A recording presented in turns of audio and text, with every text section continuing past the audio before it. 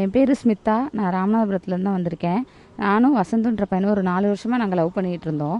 அந்த லவ் பண்ணிகிட்டு இருந்த டைம்லேயே அவங்க அப்பா வந்து எங்கள் குடும்பத்தில் பிரச்சனை பண்ணி இந்த பையனை கட்ட விடாத அளவுக்கு பண்ணிட்டாரு. அதனால எங்கள் அப்பா எனக்கு அவசர அவசரமாக வேற ஒரு கல்யாணம் பண்ணி வச்சாங்க. அதுலேயே அந்த மாப்பிள்ளைகிட்டே நாங்கள் எல்லாமே தெரிவிச்சிருந்தோம்.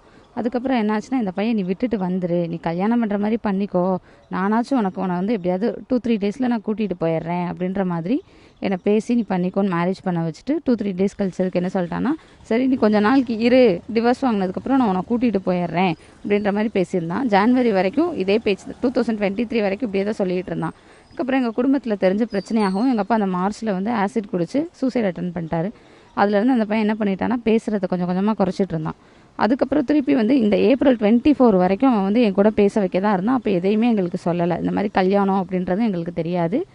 நான் தான் ஒருத்தவங்க எனக்கு இன்விடேஷன் அனுப்பியிருந்தாங்க. அதை பார்த்து தான் நான் சென்னைக்கு அந்த பையன் வேலை பார்க்குற அம்ஜி கரைக்கு ஸ்டார் ஹெல்த் இன்சூரன்ஸ்க்கு அவனை பார்க்குறதுக்காக போயிருந்தேன். அப்போ கூட அவன் சொல்லலை, இதெல்லாம் சும்மா அப்படின்ற மாதிரி சொல்லிட்டான்.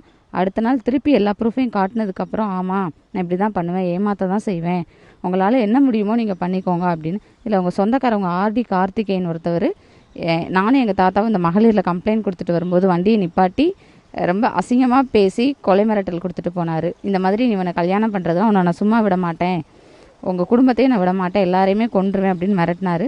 அதுக்கு 2 நாளைக்கு முன்னாடி எங்கள் அம்மாவுக்கு அந்த கார்த்திகேயன் கால் பண்ணி, உன் மகன் எந்த பஸ்ஸில் வருது, எப்படி ஊர் வந்து சேருதுன்னு பார்ப்போன்னு ரொம்ப மிரட்டி பிரச்சனை பண்ணியிருந்தா. இப்போ எங்கள் அப்பாவும் ஹாஸ்பிட்டலில் இருக்காக அந்த பிரச்சனையினால. நான் இதுக்காக இப்போ SBI ஆஃபீஸ்க்கு நீதி கேட்டு நான் வந்திருக்கேன். எனக்கு ஒரு நல்ல நீதி கிடைக்கணும்.